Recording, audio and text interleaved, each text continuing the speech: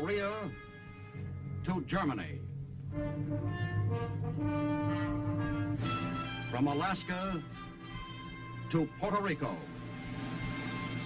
All over the world, the men and women of your Army are on the alert to defend our nation, you, the American people, against aggression. This is the big picture.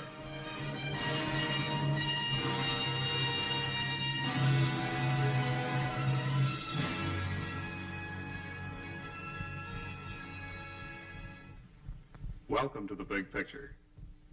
I'm Captain Zimmerman, here to tell you about your United States Army. In past programs of the big picture, we told you the many different things that make your Army the strongest fighting machine in the world. Today, we'd like to show you what the Army Medical Corps does to protect and save the lives of our soldiers wherever they are. Later on in our program, we want you to meet Lieutenant Colonel S.J. Newsom of San Diego, California, who is a division surgeon with the Army's 7th Division in Korea. But first, we take you to Washington for a word of greeting by the Surgeon General of the Army, Major General George E. Armstrong.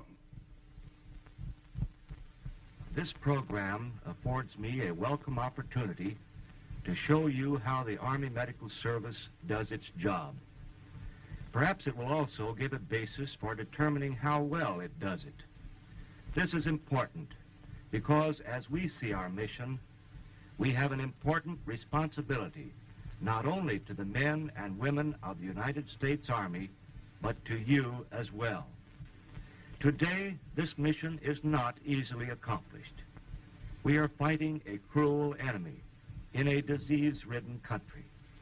Our troops are also scattered in many other sections of the world where it is impossible to assure the same environmental conditions which may have prevailed at home.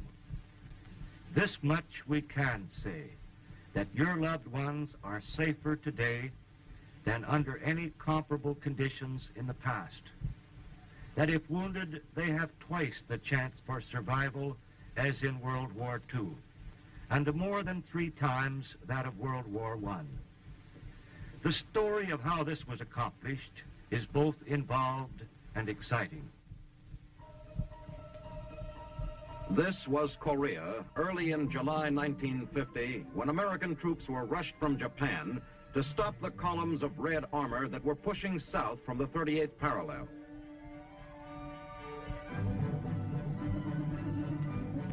Among the first to arrive were the medics, field surgeons, aid men, litter bearers, ambulance drivers. And essential supplies and equipment.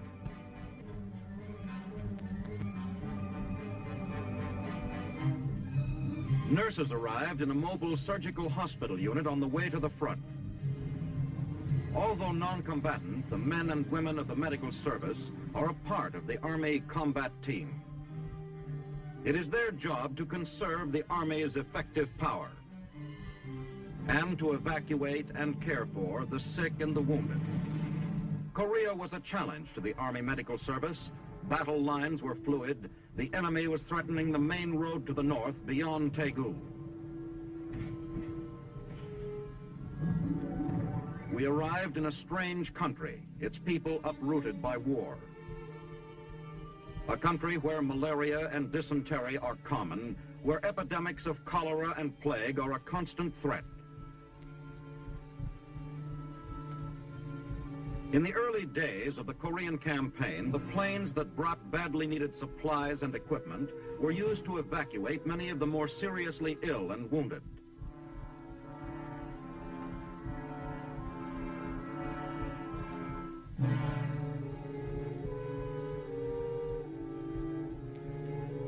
The air shuttle brought in blood plasma, drugs, bandages, and other items for the emergency care of the wounded.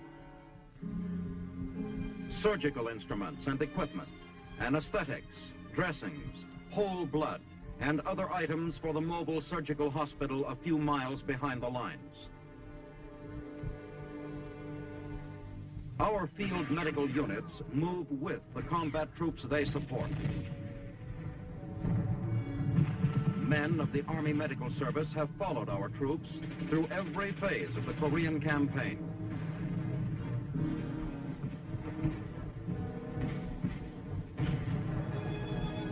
From the early tank battles in the south, when our forces were heavily outnumbered by the enemy, to the invasion of Incheon in September 1950. They were with the tank men of the 1st Cavalry Division, who chased the Korean Reds out of their capital at Pyongyang.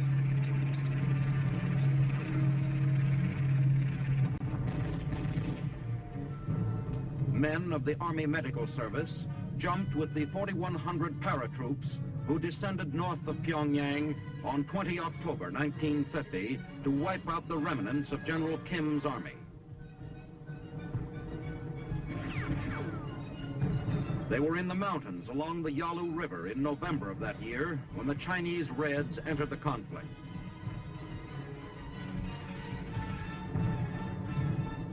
They were with the troops of the 10th Corps who made the long winter withdrawal to Hungnam.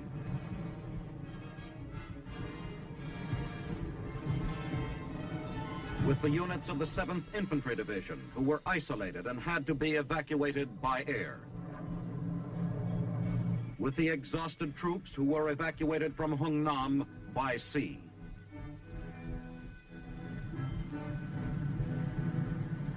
Wherever American troops have fought in Korea, the Army Medical Service has tended the sick and cared for the wounded. In every engagement along the present battlefront,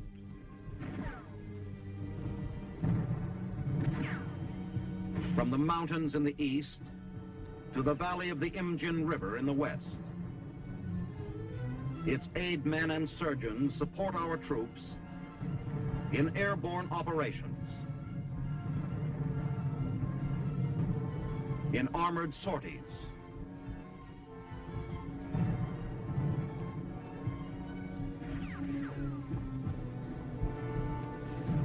on infantry patrols,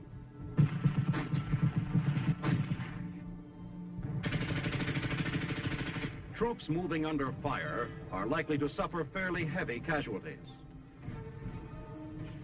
A trained medical aid man follows each infantry platoon into combat. The risks he takes to reach a wounded man while under fire often make the aid man himself a casualty. His main job is to keep the wounded man alive. Loss of blood is one of the main causes of death on the battlefield. Another is shock. The job of the litter bearers is equally hazardous and difficult. They are in a race against time. The first 24 hours after a soldier is hit may decide whether he is to live or die. Though exposed to enemy fire, they must be careful in removing the wounded man. They must get him to an aid station as quickly as they can. Approximately 98% of the men wounded in Korea have lived. One of the main reasons is speed in treatment. This is a battalion aid station, the beginning of a wounded man's swift journey through the echelons of medical aid. The man's first aid treatment is checked. Then he is rushed on for more definitive care. The average time spent here is only 72 minutes. Ambulatory cases walk the 300 to 800 yards back. Litter bearers are conserved for the more serious cases. The wounded man is tagged on the battlefield, and this record constantly receives additional information. Plasma is available here. The battalion aid station does what it can quickly, then hurries the man on. Many types of transportation are used in evacuation to the next echelon, the regimental collecting station. Wherever possible, ambulances are used.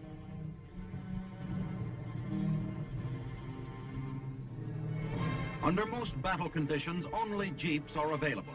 These are especially fitted to carry several litters. A battalion aid station must be very mobile and ready to move immediately if the enemy breaks through. Air evacuation is speediest of all. Often, certain channels of evacuation can be skipped, allowing the wounded to be carried directly to rear area hospitals. Behind the collecting stations are division clearing stations, serving a division area. and mobile surgical hospitals where major operating procedures necessary to save life and limb may be performed immediately.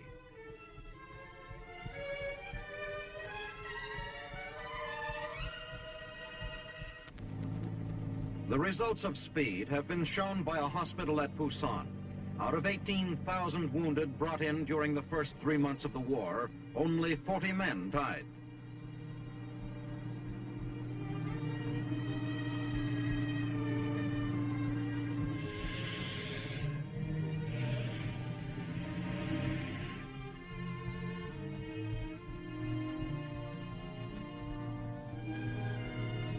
An important factor in saving the lives of the wounded has been the military doctor's switch to specialization and training in orthopedics and surgery. The death rate of wounded in World War I was 8%. In World War II, it was 4.5%. Korea's 2% death rate is a milestone in military medicine. The wasteful use of doctors in administrative jobs has been largely eliminated. The latest techniques, aided by antibiotics and the transfusions of whole blood, are being used. As soon as possible, casualties not able to return to duty are moved back through the chain of evacuation, eventually reaching general hospitals outside the combat zone. From Korea, casualties are evacuated to Japan by air, frequently bypassing many ground installations. This relieves the workload of such installations and eliminates excessive handling of casualties.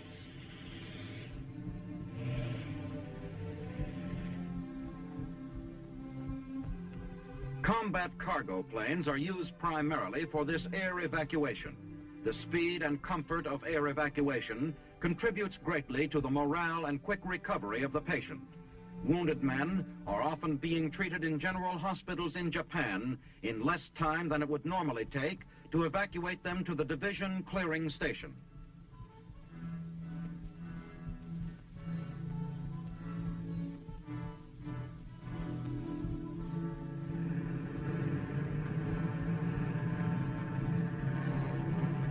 Wherever American troops are engaged in combat, medical care is nearby. There are 15 aid men to an infantry battalion, 1 medic for every platoon. The work of the aid man is best told by Private Lubeck of the 7th Division. I'd like to let you people at home know what a terrific job the frontline medics and the Army nurses are doing here for us boys. I know because I was a casualty myself. The frontline medics did everything possible in getting me back to the battalion aid station and to Wonju. From there, the Army nurses did everything to comfort me all the way to Tokyo. I'd like to let you know that the Army nurses and these frontline medics are doing everything in their power to help GI back to recovery. Helicopters with specially constructed containers on the sides have played a major role in the rapid evacuation and care of wounded.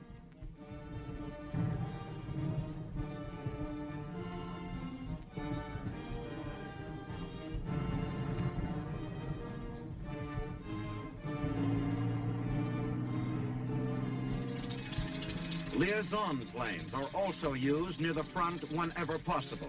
Many a wounded man who could not have survived a jeep or ambulance ride over the rough roads of Korea owes his life to these evacuation planes. Thousands of casualties, most of them litter cases, have been flown from Korea to permanent hospitals in Japan. The majority of these were flown in from the big supply centers of Busan and Daegu. It takes only an hour and a half by plane, in contrast with 2 days' travel by ship. Here, Japanese civilians are utilized in handling the patients, although no Japanese doctors are used. More than half of all the wounded in Korea have been evacuated to Japan.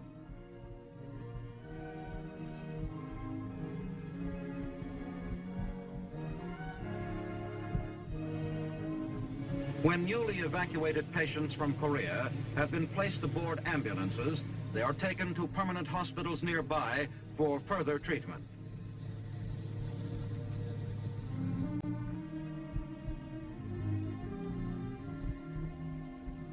Here, casualties are checked to determine the type of treatment required. So far in the Korean War, combat wounds have been about 70% orthopedic, 16% surgical.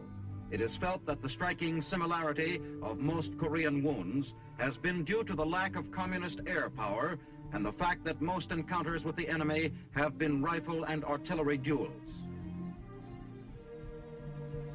In the army hospitals in Japan, the seriously ill or wounded soldier obtains expert care and all the comforts of a modern civilian hospital.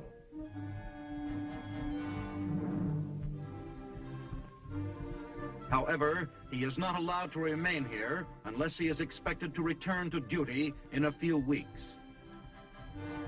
He is moved by ambulance to Haneda Air Force Base near Tokyo for the long airlift home. Haneda Air Force Base is the terminal in Japan of the Pacific Air Shuttle, operated by the Air Force's Military Air Transport Service.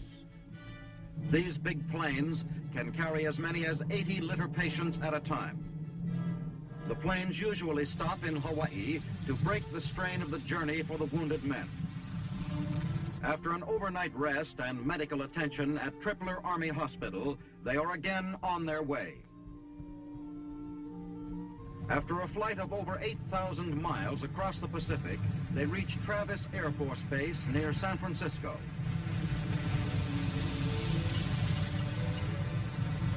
Here, they are moved temporarily to the Army Disembarkation Hospital for a rest and the necessary medical attention. As soon as the patient has recovered from the strain of the trip, he is evacuated to that Army hospital in the United States, which is considered best suited to give him the treatment he needs. Within 2 weeks of the day he was hit on the battlefield, the wounded man may arrive at one of the general hospitals in the U.S., such as Walter Reed General Hospital, largest and most complex of the many hospitals maintained by the Army Medical Service. We've shown you how the Army medics take care of our wounded. And now we'd like you to meet an Army medical officer, Lieutenant Colonel S.J. Newsom of San Diego, California, who is a division surgeon with the 7th Division in Korea. Well, Colonel Newsom, just what is the most important thing in keeping this wounded man alive? I think that speed is the most important thing. Anything we can do that reduces the time between the time that the wounded man is cared for by the company aid man and the time that the surgeon takes care of him is important. The first few hours mean the difference between that man's recovery and his failure to recovery. Mm-hmm. The helicopter has been of immense value to us for the seriously wounded cases and their transportation. But perhaps most important is the fact that we brought the trained surgeon, his equipment, the blood, and the antibiotics up farther forward. Well, now, when an outfit goes into an attack, can the medics make any plans in advance as to treatment and evacuation of their wounded? We always make plans, and then we make alternate plans. But the most important thing there is that we leave our organization flexible so that we can fit it to meet the exact situation that develops. Well, now, a moment ago you spoke about bringing the surgeons closer to the front line. Well, once we have them there, what sort of facilities do they have? They really lack nothing that is essential to the proper care of the patient. The man is the important thing. And if you have the man plus enough equipment to do the job, you can do as fine a job in a tent in Korea as you can in an approved hospital in the States. That's very good to know, Colonel. Well, looking back on your experiences in Korea, what were the major handicaps in caring for this man? Well, we had a lot of handicaps. First of all, we had mountains, high mountains, and miserable roads. And then we had hot, humid summers and miserable cold winters. We had mud in between. Occasionally, medics had to fight the enemy in their self-defense and in the defense of their patients. But from a medical standpoint, perhaps the most important thing was disease, because Korea is a disease-ridden country. Well, what diseases were there, Colonel? Well, we just had everything. We had everything that's in the book. We had the same pneumonias that we have at home. We have smallpox as a much more virulent and deadly disease in the Orient. And lastly, we had a whole group of Oriental diseases that most of our people had never seen before. These were important because they affected not only the frontline man, but every soldier in Korea, and not only the soldiers, but the civilians. Mm-hmm. Well, what did you do about this disease? Well, in the first place, we had a very complete immunization system. And then we had a preventive medicine program that served to provide environmental control and so reduce the contacts. So that the net result of it was that we had much more of a potential situation than we had what would have been a medical disaster. We've been talking, Colonel, about taking care of the soldier in Korea. What about the soldier in other parts of the world? Well, wherever American soldiers are stationed, we carry the high quality American medical service with them. The basic things are always there, but the special equipment and special things are done by hand tailoring them to fit exactly the situation that we're up against, no matter what part of the world we're serving in. Well, thank you, Colonel Newsom. And that's what we'd like to show right now on the big picture, how the Army medics continually keep prepared to serve the soldier no matter where he is stationed. Wherever the American soldier serves today, wherever he may have to fight for our American way of life, now or in the uncertain future, under whatever conditions he may have to fight, the Army Medical Service is alert to his welfare. The American soldier may have to face the hazards of battle in an Arctic or subarctic climate, where speedy evacuation of the wounded is an absolute necessity, where loss of body heat can be as deadly as loss of blood. He may have to fight again in the prostrating heat of fever-ridden tropical jungles. He may have to serve in some of the Earth's great subtropical cities, where epidemics take a heavy toll of human lives year after year. The Army Medical Service is on guard against the threat of disease wherever it is found. It is the great scourge of armies and knows no national barriers. At the Medical Service Research Center in Washington, scientists obtain data on outbreaks from all parts of the world. They maintain a constant quest for effective countermeasures. Recently, they tested the effectiveness of chloromycetin, a new antibiotic. It was found to be a remedy not only for typhus, but also for typhoid fever, and is valuable in the treatment of virus pneumonia and Rocky Mountain fever. The new antibiotic now is saving lives in Korea. Our doctors in Korea and Japan encountered an epidemic type of sleeping sickness. Our research scientists isolated the virus, identified a mosquito as the carrier, and developed a vaccine that is proving effective. This type of research and development on cures and preventions against disease is carried on throughout the world. As a result, the Army Medical Service has been able to control any major outbreak of disease among our troops in Korea. Although among Korean civilians, typhoid fever and dysentery are common, although malaria is prevalent and smallpox and other virulent diseases are endemic, disease rate among our troops has remained extremely low. To protect our troops, the Army Medical Service has inoculated large segments of the Korean population. It has sprayed whole cities with DDT to eradicate the insects, flies, mosquitoes, lice, fleas, that are the common disease carriers. It has inoculated our troops against disease for which it had vaccines and serums. It has guarded against contamination of the soldiers' food and water. In Puerto Rico, scientists gathered data on tropical diseases. In Germany, on epidemic jaundice.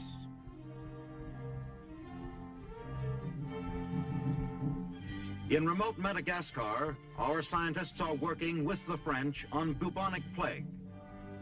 The Army's Medical Research Center in Washington directs this far-flung battle against disease.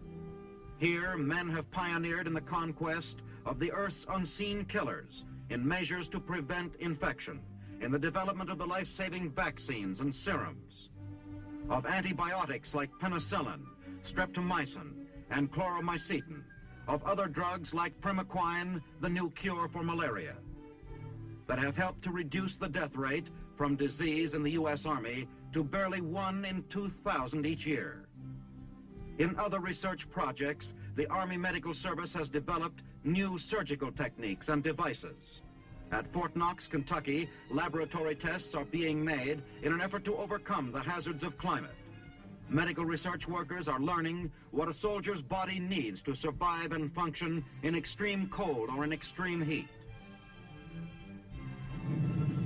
The Army Medical Service is at work on measures to protect the American soldier against the hazards of an atomic war. Since its beginning in 1775, the Army Medical Service has constantly raised standards of health and medical care among American troops. The Army Medical Service pioneered the development of the modern cubicle plan hospital. It brought fresh air into it. It devised ways to purify our drinking water, to guard against food contamination.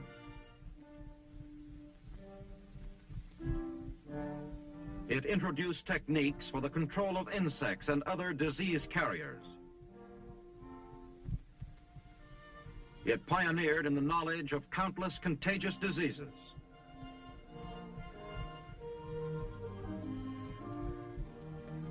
The Medical Service, a recognized body of trained technicians, from the company aid man in the field to the research scientist in the laboratory, is dedicated to the welfare of the American soldier.